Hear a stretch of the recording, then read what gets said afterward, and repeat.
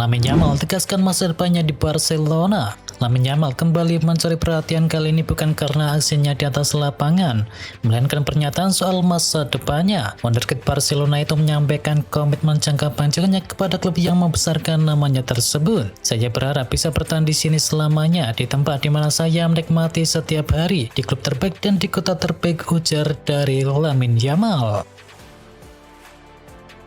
Manchester United jadi klub Liga Inggris paling boros dalam 5 tahun terakhir. Manchester United tercatat sebagai klub Liga Inggris dengan pengeluaran bersih transfer tertinggi dalam 5 tahun terakhir. Ini menegaskan betapa agresifnya belanja setan merah di bursa transfer pemain meski hasilnya di atas lapangan kerap tak sepadan.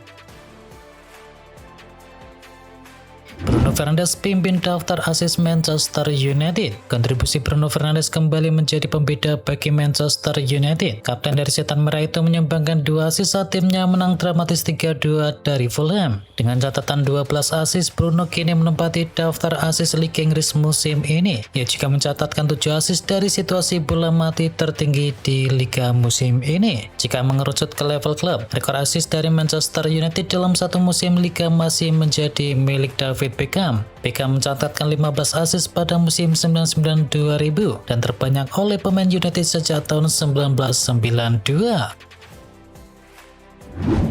Marc-Andre ter Stegen tidak kembali ke Barcelona setelah cedera. Marc-Andre ter Stegen mengalami cedera saat membela Girona, klub tempatnya dipinjam hingga akhir musim. Barcelona terus memantau perkembangan kondisi dari penjaga gawang asal Jerman tersebut. Cedera apa yang dialami oleh ter Stegen terjadi pada penampilan keduanya melawan Real Oviedo. Cedera ini diperkirakan membuatnya absen selama 3 hingga 4 bulan ke depan. Barcelona menegaskan tidak ada kemungkinan untuk mengakhiri kontrak pinjam lebih awal. Ter Stegen tetap berada di Girona hingga kontrak berakhir di bulan Juni. Menpora Ukraina perang dengar FIFA ingin cabut hukuman dari Rusia. Menteri Olahraga Ukraina yakni Matvei Bitner menyindir Presiden FIFA Gianni Infantino yang bersedia mencabut sanksi dari Rusia. Menurutnya itu adalah sikap yang tak bertanggung jawab. Rusia diketahui menyambut baik langkah ini. Presiden Federasi Sepak Bola Rusia yakni Alexander Yukov pada akhir tahun lalu berujar bahwa tahun ini mereka bisa kembali berpartisipasi di kompetisi resmi. Cristiano Ronaldo tinggalkan Arab Saudi. Isu Cristiano Ronaldo mau pergi dari Al Nassr semakin menguat. Paling terbaru CR7 terbang meninggalkan Riyadh menuju kampung halamannya di Portugal. Masa depan dari Ronaldo di Al Nassr pun kini menjadi spekulasi. Kapten timnas Portugal itu diisukan ingin cabut dari Arab Saudi dan mencari klub yang baru. Belum diketahui apakah alasan Ronaldo mudik ke Portugal di saat Liga Arab Saudi masih berjalan. Al Nassr juga sejauh ini belum berkomentar tentang masalah tersebut.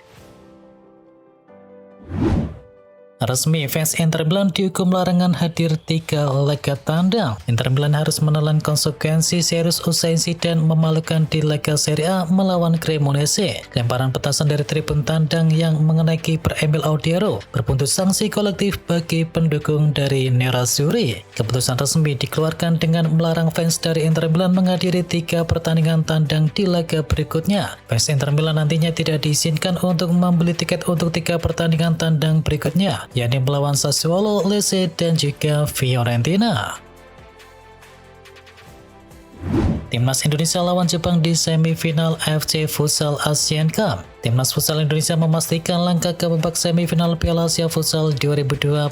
Kepastian itu diraih setelah meraih kemenangan dramatis 3-2 atas Vietnam. Hasil ini membawa Timnas Indonesia ke fase 4 besar dan menjaga asa mencetak sejarah baru di level Asia. Namun tantangan yang menanti di semifinal kini jauh lebih berat. Timnas Indonesia akan menghadapi Jepang, kekuatan dominan Futsal Asia yang tampil sangat konsisten sejak fase grup kemarin, dan laga semifinal sendiri akan dimainkan pada Kamis 5 Februari.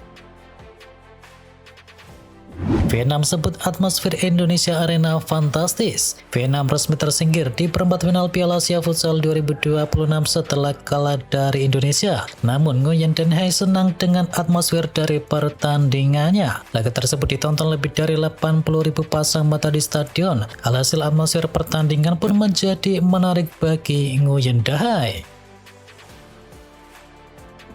Gol Ekitike ke gawang Newcastle bikin Anfield dejavu. Performa dari Ekitike kian menanjak seiring kepercayaan yang ia dapatkan dari tim. Ia menunjukkan kematangan permainan meski baru menjalani musim pertamanya. Puncaknya terjadi saat Liverpool mengalahkan Newcastle United. Salah satu golnya bahkan mengundang nostalgia bagi Steven Gerrard. Legenda Liverpool itu secara terbuka menyampaikan gol Ekitike dengan gol ikonik dari Fernando Torres. Ini seperti Torres, ia hanya melepaskan bola dari kakinya dan itu adalah tendangan ujung kaki. Ia mengingatkan saya kepada Torres, kata mantan kapten dari Liverpool tersebut. Arsenal resmi ke final Carabao Cup. Mikel Arteta akhirnya bisa bernafas lega setelah membawa Arsenal melangkah ke partai puncak Carabao Cup. Manajer asal Spanyol itu menyebut keberhasilan ini sebagai buah manis dari kerja keras timnya selama bertahun-tahun. Tiket ke Wembley dipastikan lewat laga dramatis di Emirates Stadium menghadapi rival kota Chelsea pada laga leg kedua. Kini Mikel Arteta tak bisa menyembunyikan kegembiraannya pasca peluit panjang berbunyi. Ia mengaku sudah tak sabar menikmati atmosfer final yang telah lama dinantikan oleh skuad dari Meriam London.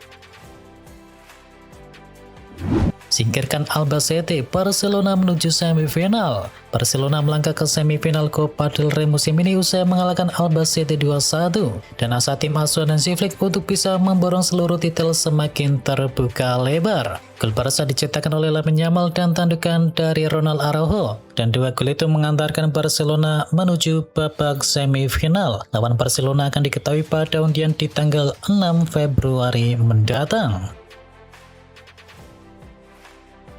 AC Milan kalahkan Rossoneri. AC Milan terus menempel Inter Milan di puncak klasemen Serie A. Ini setelah Rossoneri mengalahkan Bologna 3-0. Gol-gol Milan diciptakan oleh Ruben Loftus-Cheek dan juga penalti dari Christopher Nkunku. Dilanjutkan satu gol dari Adrien Rabiot di babak kedua. AC Milan pun kini tetap berada di urutan kedua klasemen dengan koleksi 50 poin atau selisih 5 poin dari Inter Milan yang berada di puncak klasemen. Union Berlin tolak tawaran dari pemain buangan Chelsea. Petinggi Union Berlin yakni Horst Hrubesch mengaku bahwa Raheem Sterling sempat menawarkan dirinya kepada tim mediocre Bundesliga tersebut setelah memutuskan kontraknya dengan Chelsea kemarin. Sayangnya Union Berlin memutuskan untuk tak menerima tawaran tersebut dan membiarkan Sterling pergi tanpa hasil. Sebagai pemain yang berstatus sebagai bebas transfer, Sterling sendiri masih punya harga di pasaran angka 5 juta euro. Liverpool amankan Jeremy Jacquet senilai 1,3 triliun rupiah. Legenda Prancis sebut itu bodoh. Liverpool memastikan langkah besar di bursa transfer dengan mengamankan jasa bek muda Rennes yakni Jeremy Jacquet untuk musim panas nanti. Namun keputusan Liverpool merogoh kocek sangat dalam justru menuai kritik tajam dari mantan juara Piala Dunia Christopher Dugarry. Dugarry menilai bahwa Liverpool telah membayar terlalu mahal untuk seorang pemain muda yang masih dalam tahap perkembangan. Menurut Dugarry, fenomena transfer mahal ini tak lagi bisa dibenarkan dengan alasan klasik seperti hukum permintaan dan penawaran.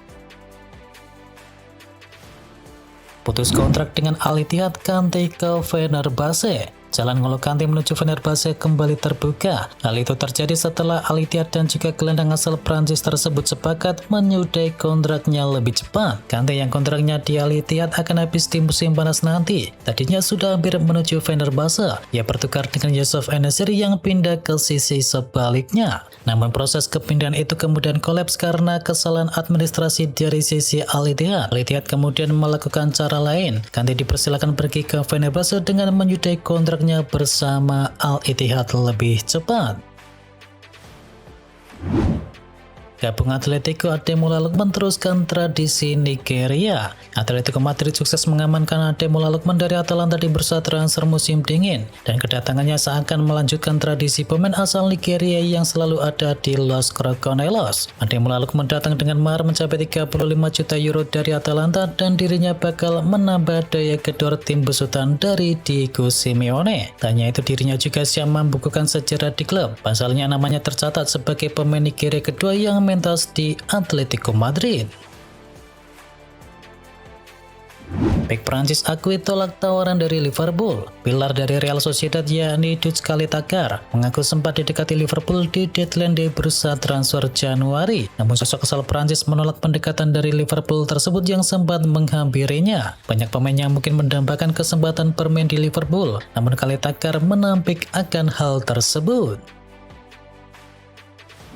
Tonali mau pergi jadi rebutan Arsenal, Chelsea, dan Manchester City. Bukan rahasia lagi bahwa nama Sandro Tonali ingin meninggalkan Newcastle United. Arsenal, Chelsea, dan Manchester City akan bersaing mendapatkan servis dari Tonali tersebut. Sandro Tonali tak mau lama-lama di St. James Park. Tonali Center dikabarkan mendesak ingin pergi sejak bursa transfer musim dingin. Transfer saga dari Sandro Tonali kemungkinan besar akan memanas di bursa transfer musim panas nanti. Laporan dari The Sun mengemukakan The Gunners bahkan siap mengucurkan dana sekitar 100 juta pound sterling untuk bisa menduetkan Declan Rice dengan Sandro Tonali. Al Ittihad bidding Mohamed Salah untuk gantikan Karim Benzema. Klub melaporkan bahwa Al Ittihad menjadikan Mo Salah sebagai prioritas utama untuk mengisi posisi yang ditinggalkan oleh Karim Benzema. Kabar ini semakin menguat mengingat Salah sudah lama menjadi target utama klub-klub besar di Liga Pro Saudi. Minat klub terhadap Salah sebenarnya bukan barang baru karena mereka pernah mengajukan tawaran fantastis senilai 150 juta euro. Sang pemain sendiri mengakui adanya pembicaraan serius dengan para pejabat terkait kemungkinan kepindahannya menuju Timur Tengah.